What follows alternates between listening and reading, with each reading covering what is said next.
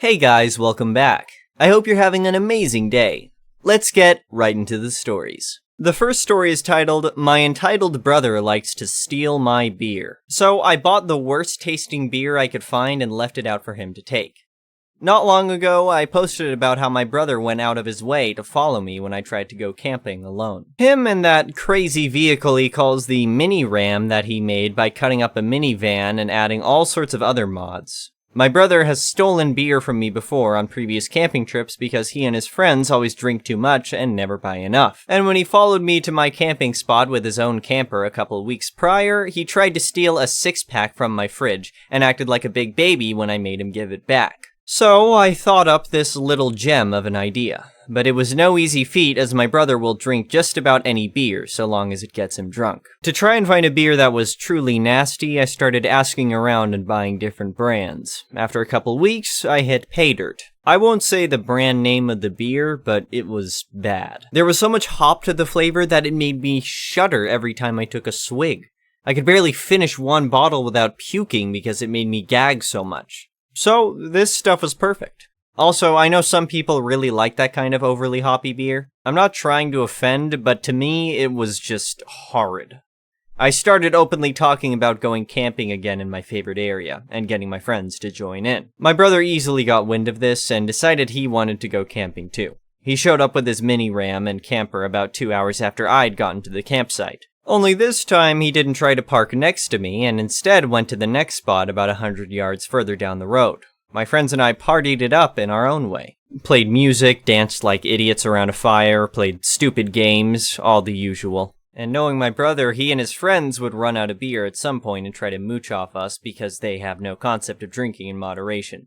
They didn't bother us on the Friday night. But on Saturday night, around 1 or 2 a.m., my brother hobbled over asking for beer. We all just ignored him like he wasn't there, which made him get an attitude. One of my friends brought his big cooler and was keeping all our good beer and food in it. And we kept the cooler near us or locked in my truck at all times. Inside my camper, I left 2 full 6-packs of that horrid beer in the mini fridge. My brother just grabbed them and walked away. He acted like he was being sneaky, but seeing a drunk man act like he was invisible was just hilarious. About a half hour later, my brother came hobbling back and looking sick. He started demanding to know what was in the beer I bought. I started asking him what he meant because I didn't give him any beer. He looked flustered for a moment and then finally just said he took some beer from my camper. I asked if it was the blank brew and he said yes. I laughed and said that stuff was crap and he could have it. I even pulled out another 6-pack that was minus the one I drank when I tested the beer and tried to hand it to him. He looked like he wanted to throw up at the sight of it and left. Then, just to be extra petty, my friend and I snuck over to his campsite after a little while and left the remaining 6-pack on top of his cooler. He and his friends were all wasted and actually still drinking the nasty beers I tricked them into stealing. And their faces all showed how bad it was. Every time one of them took a swig, it was followed by RBF. But they were so drunk that they probably wouldn't even notice there was more of that same beer. My friends and I watched from nearby as they kept drinking and making sour faces. My brother eventually puked on himself and then ran into the river to get the vomit off himself. He threw up some more in the water. It wasn't a pretty sight, even though we could barely see him in the dark. We could still hear him. He repeatedly threw up with his face in the water and made loud gurgle noises, then cursed my name over and over again. That's when we finally had enough of watching them. I didn't see my brother or his 2 friends again until well into the afternoon. They were all badly hungover. And despite how much they drank, they couldn't forget that nasty beer they had the night before. Especially since the bottles were littered all over the ground. My brother actually demanded I apologize, and I just laughed and said, "You actually want me to apologize to you for stealing beer from me?" And then we all started laughing at him. He left humiliated, and we didn't interact again. I drove home before he did this time, and he's not spoken about what happened to our parents, and I've heard nothing from mutual friends. I guess this time he wants to keep his humiliation a secret. I think next time I'll get some beer spiked with laxative to leave for him. That might be funny. The next story is titled, Karen, my neighbor, poisons and attempts to kill my guard dog to gain unauthorized access to my pool safely. Growing up, I always had a love for animals. I grew up in a home filled with pets, dogs, cats, birds, and even a hamster. As I grew older and moved into my own house, I knew that I wanted a pet that could not only keep me company, but also help keep me safe. That's when I decided to adopt a German Shepherd mix named Max. From the moment I brought Max home, he quickly became my closest companion. He was always by my side, and I felt safer knowing that he was always on the lookout. Max was the perfect watchdog, always barking when someone approached the fence, but he never harmed anyone. However, my neighbor Karen had different ideas. Karen believed that just because she had children, she could come onto my property and use my pool without asking. When I told her that she couldn't trespass, she screamed at me and called Max a monster. It wasn't long before Karen started taking matters into her own hands. Max became very sick out of nowhere and I rushed him to the vet. After some tests, the vet found traces of poison in his system. I was devastated, but relieved to hear he would recover. When I checked my security cameras, I was shocked to see Karen feeding Max something from a bag. I knew I had to take action. I hired a lawyer and we filed a lawsuit against Karen for trespassing, making false claims to animal control and animal abuse. I wasn't sure what to expect when we got to court, but Karen admitted to everything. The judge was outraged and ordered her to pay my entire vet bill and complete community service at an animal shelter. The news of Karen's actions quickly spread throughout the neighborhood and she became an outcast. Although justice was served, it was hard not to feel uneasy knowing what Karen had done. I made sure to always keep an eye on Max and installed more security cameras around my property. A few months had passed and I was beginning to feel like things were finally settling down.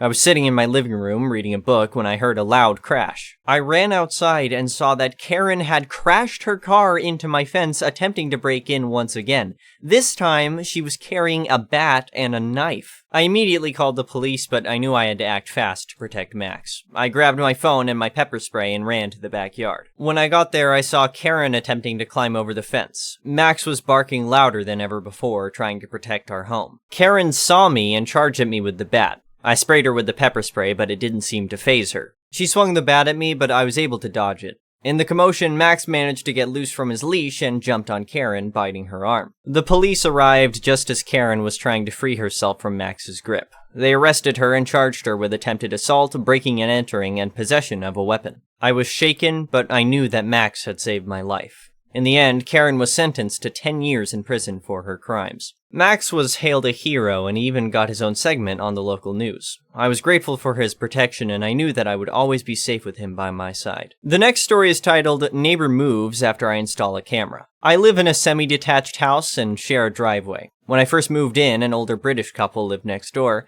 I got along with them great, then the wife passed and the husband moved to an apartment and sold the house to someone I will call Cece. Initially, there were no issues with Cece, but sometimes she did things that annoyed me. However, for the most part, I was able to ignore her and her extended family. On one occasion, I found the roof of my spouse's car dented after it was left on the street. On another occasion, I found damage to my spouse's car, and the easiest explanation was if someone backed out of Cece's driveway without looking. I didn't have any firm evidence, just circumstantial evidence. So, I installed a camera, no audio, just video, on my garage that looked out over the shared driveway and the street. I then went and told all my neighbors about the damage to the car and the new camera. Nobody verbalized any concerns and nobody admitted to the damage. By the end of the next week, Cece listed her house for sale and it closed quite quickly, and I had a new neighbor. Now, Cece was a realtor and should have known the law about vacating her old house, but she was still making trips with her stuff long after the new owner showed up.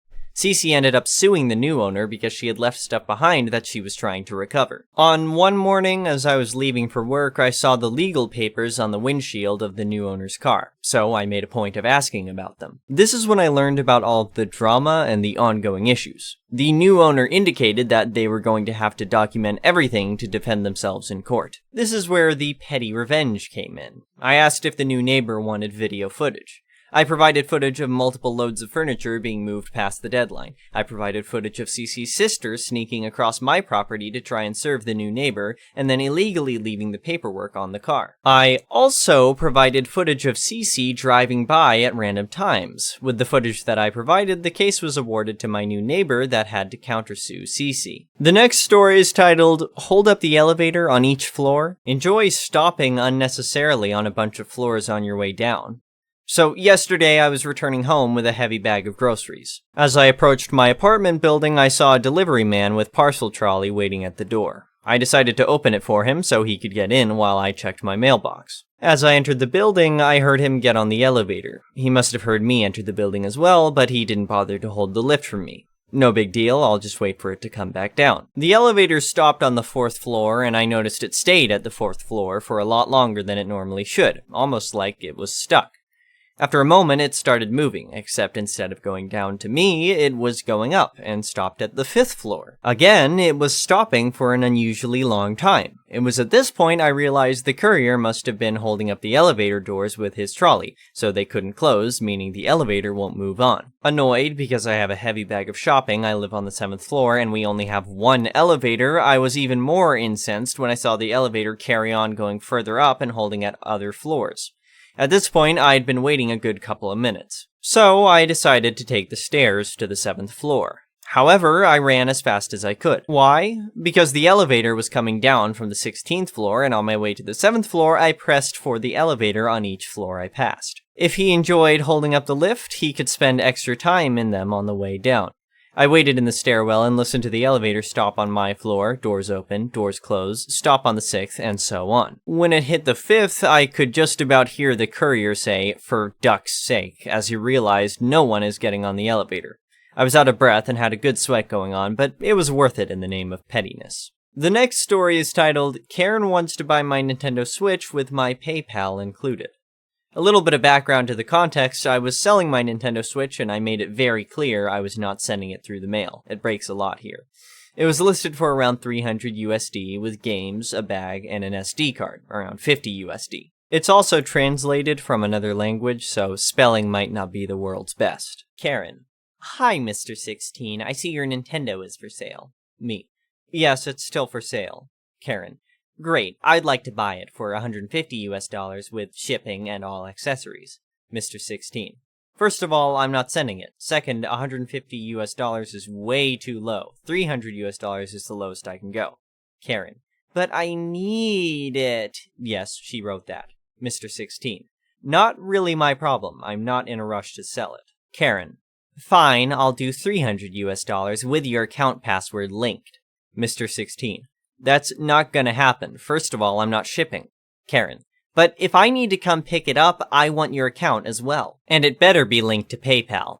Mr. 16. So, let me get this straight. You want, for $300 US, to come here, get the Switch, and my account together, with my PayPal? Karen. That's right. Since I have to drive an hour, it's the least you can do. Mr. 16. Haha, nope. Never going to happen. You know what? I'll give it for free to my brother, or see if another person will come buy it. Karen. But I need it. Mr. 16. Bye. Blocked. The last story is titled, Guy Potentially Ruined His Life for Telling Me to Kill Myself.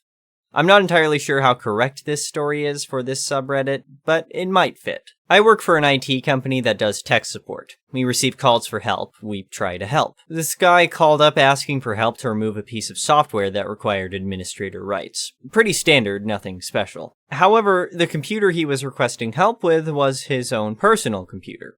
Obviously, we don't have any access or control over random people's computers. I have zero way I can help him without the admin account, and he said he doesn't know the account. The software was some kind of parental management software that restricts him from doing things. This guy is in his early 20s. I know this because we can see the details of the people that call us on our system. So, kind of hilarious he has this software installed.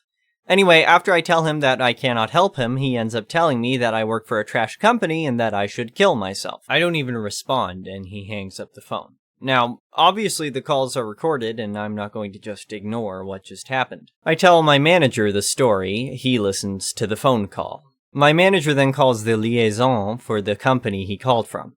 They find out that this guy is an intern at that company. He now no longer works for the company. During the call, they decide to get the CEO on the phone and tell him what happened. Shortly after that call, the CEO lets us know that he called the university that the guy is currently going to.